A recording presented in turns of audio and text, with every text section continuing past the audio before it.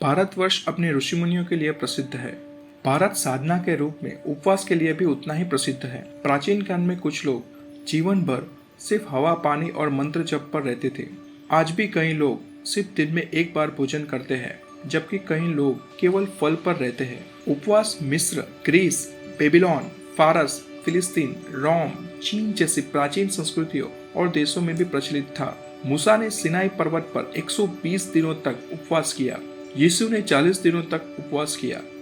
Bible में प्रेरितों द्वारा उपवास का भी उल्लेख किया जाता है। मुसलमान रमजान के दिन पूरे महीने उपवास रखते हैं। जैन धर्म में उपवास साधना का एक महत्वपूर्ण रूप है। जैसे कि आपको पता है कि उपवास न सिर्फ श्रद्धा और भक्ति से जुड़ा होता है, बल्कि इसके स्वास्थ्य के भी कई लाभ होते हैं। नमस्कार मित्रों, आपका हमारे चैनल वैदिक ओमकार में हार्दिक स्वागत है। ऐसी ज्ञानवर्धक प्रस्तुति के लिए हमारे चैनल को लाइक, शेयर एंड सब्सक्राइब करें। हिंदू धर्म में उपवास हिंदू धार्मिक अनुष्ठानों के साथ साथ प्रायश्चित के लिए भी उपवास करते हैं। उपवास की महत्वपूर्ण तिथियां में एकादशी, पूर्णिमा, अवतारों और देवताओं की वर्षगांठ जैसे महाशिवरात्रि, रामनवमी, स्वामीनारायण जयंती, कृष्ण जन्माष्टमी, शरद पूर्णिमा, गुरु पूर्णिमा और अन्य शामिल है। चातुर्मास के पवित्र महीनों के दौरान कई लोग श्रावण माह के दौरान भी उपवास करते हैं। मनाए जाने वाले व्रतों के प्रकार में एकटाना, धरना पड़ना और चंद्रायण के कई रूप शामिल है, जो चंद्र के बढ़ने और घटने पर आधारित है। प्राचीन ऋषि मुनियों ने स्वास्थ्य के कारण से भी मानसून के 4 महीनों में उपवास रखने की बात की है, क्योंकि आसमान में बादल, नमी और जल जमाव वाले ग्रामीण इलाकों में पाचन अग्नि को कमजोर कर देती है। इसके अतिरिक्त पौधे और सब्जियां अक्सर कीड़े के संक्रमण के कारण खाने योग्य नहीं रहती है, इसलिए जलजन्य बीमारियों को रोकने के लिए उपवास किया जाता है। यह आश्चर्य की बात है कि उपवास द्वारा मनाए जाने वाले त्योहारों की सबसे अधिक संख्या चातुर्मास के दौरान होती है। हिंदू अपने इष्ट देव को प्रसन्न करके पुण्य अर्जित करने के लिए आत्मत्याग के रूप में ऐसे व्रत उपवास का पालन करते हैं। खाना पकाने और खाने से बचा हुआ समय भजन, मंत्र, जप, देव दर्शन आदि भक्ति में व्यतीत होता है। उपवास करने से मन में स्पष्टता आती है, जिससे मंत्र जाप, कथा और स्मृति में सहायता मिलती है। सबसे महत्वपूर्ण बात यह है कि उपवास इंद्रियों और अंतःकरण को शुद्ध करता है, जो बदले में आत्मा को मजबूत करता है। हम एकादशी में उपवास करते हैं। हिंदू पंचांग में 11वीं तिथि एकादशी कहलाती है। एकादशी की तिथि हर महीने में 2 बार आती है, एक पूर्णिमा के बाद और दूसरी अमावस्या के बाद।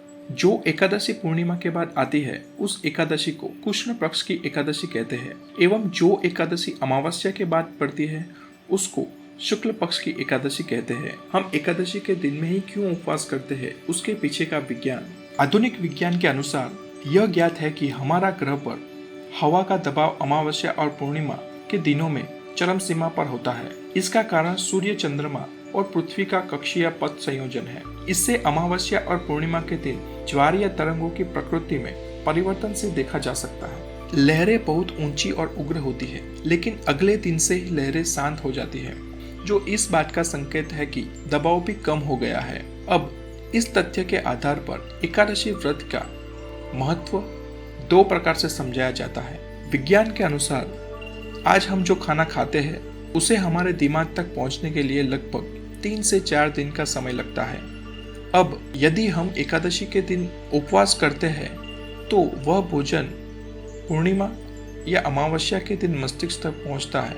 इन दोनों दिनों में पृथ्वी का दबाव अपने अधिकतम स्तर पर होता है, जिससे विचार प्रक्रिया सहित हर चीज में असंतुलन पैदा हो जाता है। इसलिए यदि मस्तिष्क में इनपुट न्यूनतम है, तो उच्च दबाव असंतुलन के कारण मस्तिष्क की किसी भी तरह की गतिविधियों में शामिल होने वाली संभावना भी न्यूनतम हो जाती है। एकादशी व्रत के लिए एक और व्याख्या यह है कि चंद्र चक्र के किसी भी अन्य दिन की तुलना में एकादशी के दिनों में वायुमंडलीय दबाव सबसे कम होता है। इस प्रकार यह उपवास करने और आंत्र प्राणी को साफ करने का सबसे अच्छा समय है।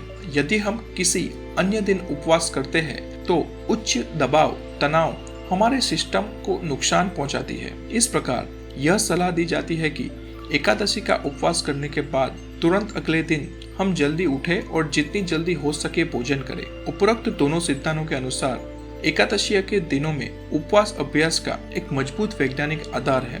व्रत रखने वाले लोगों को सभी प्रकार के अनाज से दूर रखने और मेवे, दूध और फल आदि का हल्का आहार लेने को कहा जाता है। उपवास करने से शरीर को आराम मिलता है। थोड़ा अधिक खाने या आहार में अंधाधुंध व्यवहार के कारण शारीरिक तंत्र अति व्यस्त हो जाता है। हम जानते हैं कि पाचन तंत्र रक्त परिसंचरण को पाचन अंगों की ओर खींचता है, इसलिए खाना खाते ही शरीर में रक्त संचार कम हो जाता है, इसलिए हमें नींद आने लगती है। इस प्रकार एकादशियों का पालन हमें अधिक सतर्क, तेज, केंद्रित और अधिक जागरूक रखते हुए हमारे मस्तिष्क और दिमाग को रिचार्ज करने में मदद करता है। स्वस्थ भोजन के साथ एकादशी उपवास असंतुलन प्रक्रिया में सुधार करता है, रक्त में कोलेस्ट्रॉल को कम करता है और जीवन काल को बढ़ाता है। यह चिंता और अवसाद से पीड़ित लोगों की मानसिक स्थिरता में सुधार करने में मदद करता है। यह शरीर को डिटॉक्स करता है, खून को साफ करता है और किडनी और लीवर की कार्यप्रणाली को सुधार करता है।